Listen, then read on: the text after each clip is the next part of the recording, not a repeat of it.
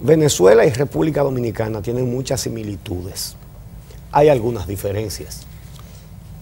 Pero fíjense ustedes cómo van las cosas por Venezuela, donde Hugo Chávez sustituyó el sistema de conchupancia corrupta de dos partidos tradicionales y en lo que ha devenido la llamada revolución bolivariana. Los venezolanos tienen lo que han heredado de Hugo Chávez, nosotros tenemos lo que hemos heredado de Juan Bosch. No se puede comparar a Hugo Chávez con Juan Bosch, una luminaria del pensamiento político. Sin embargo, los discípulos de uno y de otro han sido un fiasco. En realidad, dos hombres muy diferentes, porque Bosch se dedicó a cultivar el intelecto y aplicarlo a la política para el bien de la sociedad. Hugo Chávez, en lugar de la fuerza del pensamiento político, usó la fuerza militar para contestar a un régimen de corrupción. ¿Qué está pasando ahora mismo en Venezuela? Y aquí voy a tratar sobre una de las similitudes, que no es solamente entre Venezuela y República Dominicana. Donde quiera que hay un régimen injusto o un régimen dictatorial, siempre se utiliza la amenaza externa para producir unidad interna y golpear a las voces disidentes. Es una vieja maniobra de los regímenes o de fuerza o regímenes injustos y regímenes de corrupción. Los gorilas argentinos cuestionados inventaron una guerra, las Malvinas. Entonces ya el problema no era interno, era externo. Argentina contra Inglaterra. Y entonces el que abriera la boca para hacer la más mínima crítica dentro de Argentina era un traidor a la patria. Entonces no se podía hablar contra los golpistas militares. Aquí, Trujillo, el enemigo era el comunismo internacional. Balaguer utilizó exactamente el mismo argumento y el que hacía cualquier crítica o se oponía a cualquier cosa era porque era comunista, a la cárcel o al cementerio o al destierro. Es una vieja táctica. Entonces, Fidel Castro nunca se tuvo que inventar una amenaza externa porque estaba Estados Unidos a 90 millas ahí, que le mandó actos terroristas, los que dicen luchar contra el terrorismo en cantidad. Y el bloqueo económico. Y sobre todo el bloqueo económico. Entonces, cuando no hay una amenaza externa real, los dictadores se la inventan. En Estados Unidos ahora mismo hay un presidente que no puede ser más incapaz. Entonces le ha dado la gran ayuda a Maduro con una situación tan deteriorada como la que tiene Venezuela. Entonces primero habla de intervenir, rechazo mundial, rechazo total de todo el mundo, intervención armada, no.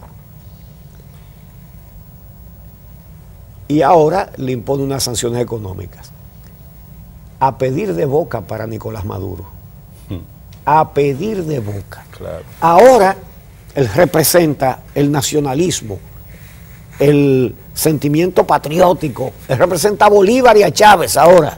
La protección de la soberanía. Contra el imperio, sí. Contra el imperio.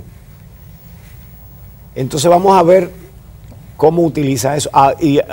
Claro, por supuesto, inmediatamente dijo que la oposición venezolana está en connivencia con el imperio para destruir a Venezuela. Ahora, la oposición está... ¿se tiene que callar la boca o los golpea y los acusa? Semana que está desmovilizada, ¿te acuerdas? Exactamente. Las acciones de protesta que había en las calles en Venezuela, Eso desapareció, en las últimas semanas ha desaparecido. Entonces, vamos a ver estos ejercicios.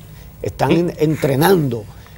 No al pueblo, porque si al pueblo si al pueblo venezolano le dan fusiles, uno no sabe en qué va a acabar eso, pero busca a su gente, obviamente, para insuflar la defensa de la patria, el fervor patriótico. Miren, son gente que están reclutando para hacer ejercicios militares, para prepararse para la resistencia contra el imperio y la agresión externa y todo esto. La verdad es que yo no sé si es que Donald Trump no le pregunta a nadie antes de dar pasos, o es que pregunta y le dice y entonces no entiende. Mira, le están entregando cascos. Sí, mire, entregando cascos, porque están preparando para la guerra. Y fusiles. Y armas. Entonces, ya ustedes saben, esto aísla a la oposición venezolana. Esa es la realidad. No, pero si se va a estar enfrentando a militantes chavistas armados, y ya son grupos paramilitares, podría decir uno de alguna forma, ¿no? Imagínate cómo se sale a la calle en medio de esa situación, y quien exija o demande mayores niveles de democracia en este país, me imagino que será catalogado de alta traición a la patria y a la soberanía de Venezuela. Qué lamentable situación la que se ha estado dando en Venezuela. Mientras tanto, ha seguido funcionando la Asamblea Constituyente, tomando una serie de decisiones, y el propio Maduro, algunas que tienen que ver con, recordemos ya hace un par de semanas, la destitución de la fiscal de este país, que ha salido a otros países a denunciar la maquinaria corrupta que opera sobre todo Maduro y Cabello, que es el segundo hombre fuerte de Venezuela, ¿no? Que por cierto, resulta que el régimen de Maduro y Cabello resulta que pierden unas elecciones congresuales. Y entonces se inventan otra cosa, una asamblea constituyente que sustituye al Congreso de mayoría opositora. Es burdo, es absolutamente burdo. Similitudes con nosotros.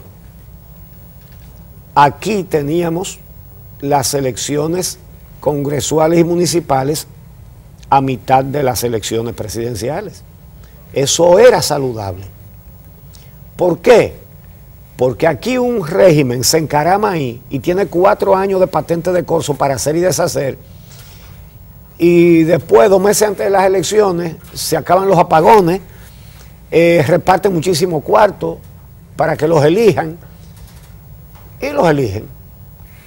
Las elecciones de medio término creaban la situación de que un gobierno tenía que portarse bien para que no le pusieran un Congreso opositor a mitad de mandato.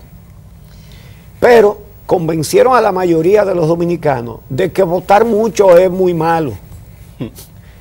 Es decir, que usted ejerce el poder, porque el único día que usted tiene poder es el día que eche un voto. Y nos dijeron a todos, no es bueno usar poder con tanta frecuencia, de que cada 2 años, mejor cada 4. ¿Verdad? Claro.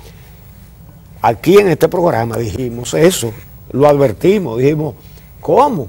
¿Que es malo ejercer el poder muchas veces para el ciudadano? Bueno, pero la gente dice, ay sí, así descansamos de eso. No, lo que había era que poner reglas, como las que todavía no se han puesto y se está tratando de poner para las campañas. Ahora, aquí las reunificaron y aquí eliminaron la posibilidad de que usted, como ciudadano, a mitad de un gobierno diga, pues ahora, como están tan mal, ahora le pongo un Congreso en contra, que es un derecho que tiene el ciudadano. Bueno, entonces, ahora el régimen venezolano puede enarbolar que tiene una amenaza externa que es real, porque fue de Donald Trump que salió esa amenaza. Aquí no tenemos amenazas reales, pero entonces nos inventamos una. Resulta que ahora se están renovando las teorías aquellas de una conspiración de Haití para apoderarse de la República Dominicana. Los haitianos no saben qué hacer con su país. Muchísimo menos pueden tener planes para adueñarse de la República Dominicana ni para hacer más nada. La realidad es que los haitianos tienen más pobreza que nosotros y pasan para acá a buscar oportunidades que allá no tienen. Y mujeres que no tienen cómo alumbrar a un bebé allá, cogen para acá y lo alumbran aquí. Eso es una invasión. Quieren ellos hacernos un daño. ¿Por qué pasan esas mujeres embarazadas a parir aquí, que son muchas? ¿Y por qué hay tantos haitianos indocumentados aquí? Bueno, porque los indocumentados dominicanos que se van al exterior, digamos a Puerto Rico, que es lo más frecuente, se van en una yola, tienen un océano de por medio y lo desafían y se van y llegan. Muchísimos llegan, muchos se mueren. Y los haitianos lo único que tienen que hacer es caminar para entrar aquí. Ahora, una mujer embarazada de 8 o de 9 meses, ¿puede usted imaginársela subiendo y bajando lomas, metiéndose por zonas agrestes, nadando en ríos, saltando palizadas o alambradas? No, viene caminando con $10 o $20 en las manos. Eso es todo. Entonces, ¿culpa de quién? De ellos, que andan buscando lo que no encuentran en su país, como los dominicanos buscamos fuera lo que no encontramos aquí. No. Somos nosotros que los dejamos pasar. Pero ¿por qué los dejamos pasar? Tenemos que hacernos esa pregunta. O no solamente es el guardia que coge $10 o $20 para dejar pasar personas. Es que primero, grandes empleadores lo que quieren son haitianos, pero los quieren indocumentados, lo hemos dicho 60 veces aquí, para que no se atrevan a reclamar derechos laborales. Así no le tienen que pagar seguridad social, que es un costo para cualquier empresa, la seguridad social, la seguridad de salud. No, haitianos. Además, no tienen que alojarlos, ellos duermen en las construcciones, en las plantaciones, ellos duermen ahí. Y por eso los prefieren antes que a los dominicanos. En lugar de pagarles bien a un dominicano y tenerlo en la seguridad social, no, un haitiano es más barato. Pero eso no solamente son empleadores, grandes y pequeños, porque, señores, productores agrícolas pequeños contratan haitianos también, por esa diferencia. Pero ¿y el Estado dominicano? El que tiene que cuidar las fronteras y la soberanía.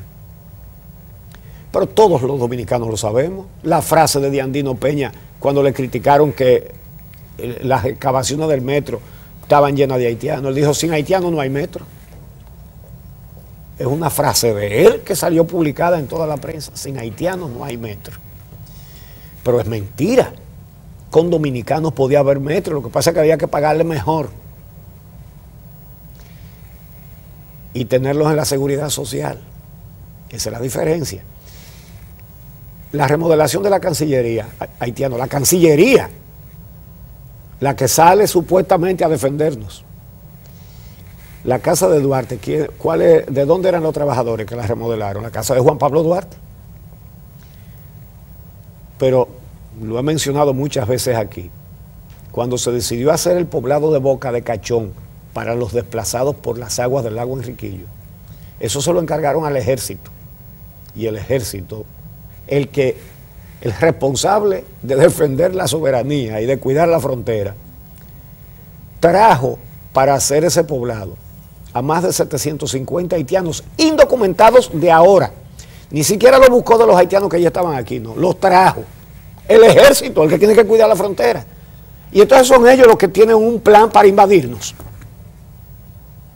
O somos nosotros que preferimos darle un trabajo a un haitiano para no pagar seguridad social y para pagarle menos y para que esté 24/7, 365 en el lugar de trabajo disponible.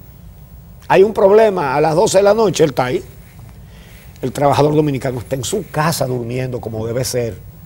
No, el haitiano está ahí, en el trabajo. Entonces,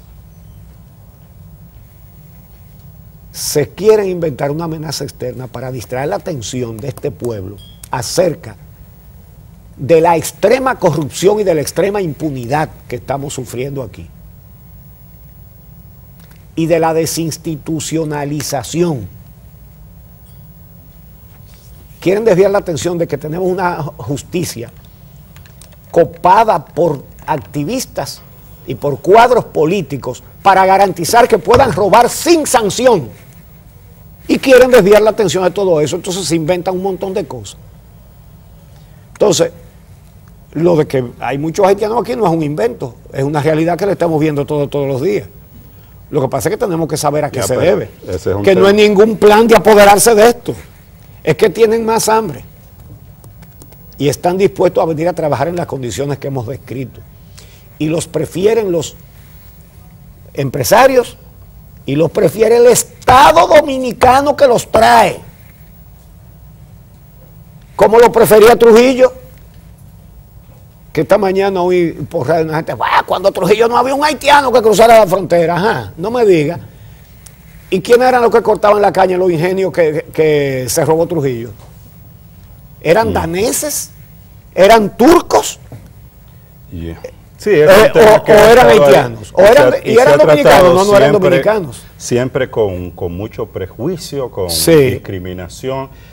La única diferencia con tu enfoque que tengo es que es un tema que surja ahora. Ese tema tiene 200 años debatiéndose. Pero lo han exacerbado ahora. Ese tema lo utilizó el balaguerismo como arma política para enfrentar a Peña Gómez, a grupos políticos de acá que él decía estaban cerca de eso, y periódicamente es un tema que surge. Y ese tema surge por un enfoque de un grupo de ultraderecha que ahora mismo no está amparada ni está protegida en el poder y que de manera recurrente sale y surge ese tema. Para mí va más allá de ese enfoque que tú señalas, es un tema que tiene que ver con una visión política que ha imperado en la República Dominicana desde hace décadas y trasciende esta coyuntura específica a la que tú haces referencia.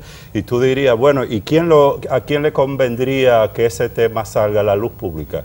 ¿Al gobierno? No estoy tan seguro de que se le pueda convenir, porque ese es un tema que se ha utilizado para atacar al propio gobierno, sobre todo a partir de la sentencia 168-13 y de la ley 164-14. Es decir, yo creo que es un poquito más complejo, ¿no? Todo eso. Sí, precisamente es más complejo de decir que es una cosa tradicional. Sí, claro que lo es. ¿Por qué se exacerba ahora?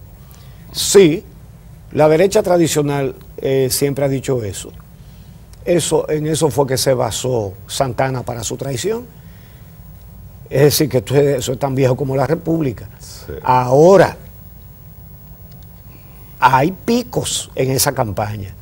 Y justamente, en la semana antes de la gran marcha verde de aquí de la capital, comenzaron a poner videos viejos de gente pasando en motores. Y la semana antes de que venciera el plazo de el plan de regularización también. Pero aparte de eso, ahora son varias cosas. Primero, el paritorio.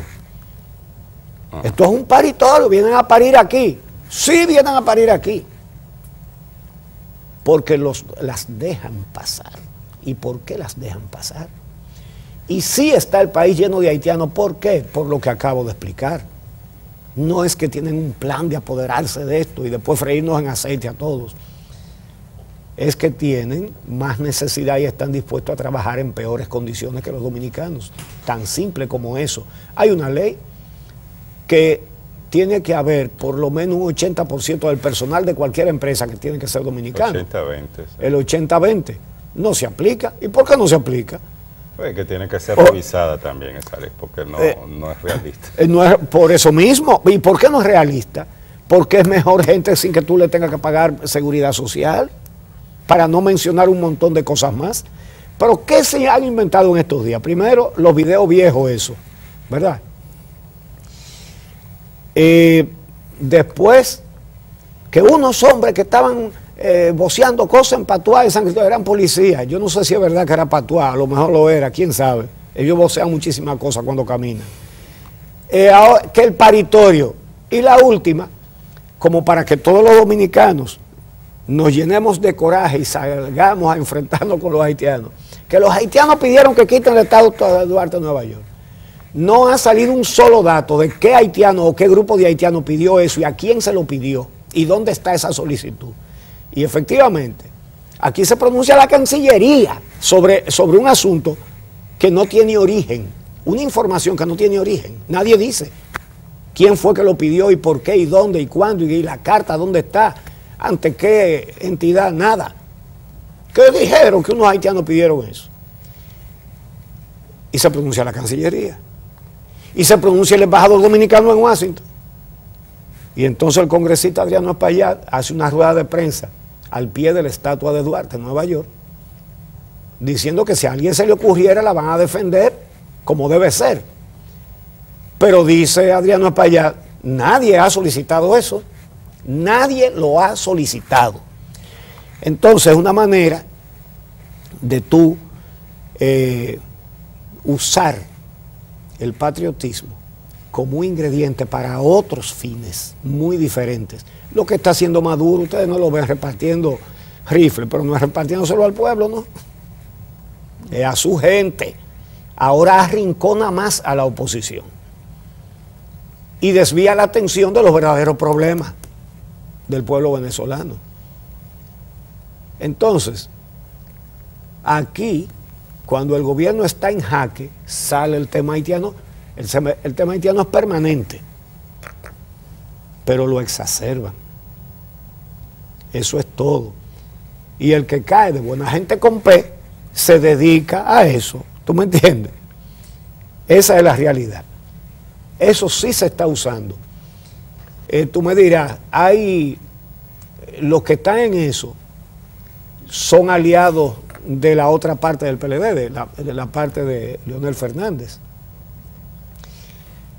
Y algunos de la oposición también. Sí, pero los designios de esos grupos van más allá de eso. No, son aliados de Fernández, eso es verdad. Que aquí hay un proyecto político conservador que solo ve oportunidades en la medida en que exacerba los ánimos, promueve esa visión racista, discriminadora, que promueve odio, etcétera, etcétera, plantea esa amenaza. Esos grupos ven la única posibilidad política que tienen por esa vía, y no ahora. Ha pasado antes, está pasando ahora y va a seguir pasando. El tema haitiano lo van a seguir sacando como una forma de encontrar apoyo, que por suerte hasta ahora en términos electorales esa visión y esos grupos han estado bastante y significativamente bien reducidos. ¿Hasta cuándo podrá ser así? No se sabe, porque grupos y sectores se van sumando a esta visión y esa visión tiene un propósito de carácter político. Bueno, pues la diferencia es que a Venezuela le acaban de hacer una amenaza real y a nosotros nadie nos está amenazando para nada, pero el tema haitiano sirve para crearla.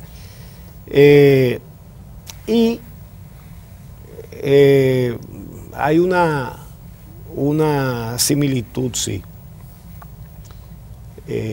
entre Venezuela y la República Dominicana. Hay una coincidencia clara, Odebrecht. Los regímenes dictatoriales inventan las amenazas externas y si son reales las aprovechan para imponer el silencio en sus países. Los regímenes corruptos también. Y cuando es corrupto, y dictatorial, que eso siempre se une. Si un régimen dictatorial es corrupto, el que hace lo que le da la gana y la oposición no puede ni hablar, roba y mucho. Miren, Trujillo, ¿saben ustedes cuál era el trabajo de Trujillo antes de que la intervención norteamericana le entregara el poder militar del país? Guardacampestre del ingenio de Andrés. Ese era su oficio, guardacampestre de un ingenio. Y luego las fuerzas norteamericanas le entregan el poder militar, él toma el poder político y luego toma el poder económico. Todos los poderes lo concentró. Como están muchísimos políticos tomando el poder económico aquí. Uno solo hizo depósito por 27.000 millones, certificado por la superintendencia de bancos de su propio gobierno. Entonces, no son cheles, ni milloncitos. Es que uno solo depositó 27.000 millones y pico, más los que tiene que haber seguido depositando después de eso. Ahora bien, toman el poder económico, corrupción a dos manos, justicia secuestrada con cuadros del partido, y se dan dos marchas al mismo tiempo, una en Barahona y otra en Cotuí. Ustedes van a oír hablar mucho más de haitianos de lo que se está hablando en estos días. Y ustedes verán mucho pronunciamiento patriótico, entre comillas. Esa es la realidad. Ahora, el que quiera caer de buena gente con P, que caiga. Pero nosotros los dominicanos tenemos un deber ciudadano. Este país hay que enderezarlo. Y el primer paso es cambiar a los gobernados, que los gobernados tomemos conciencia de que somos partícipes de la responsabilidad de enderezar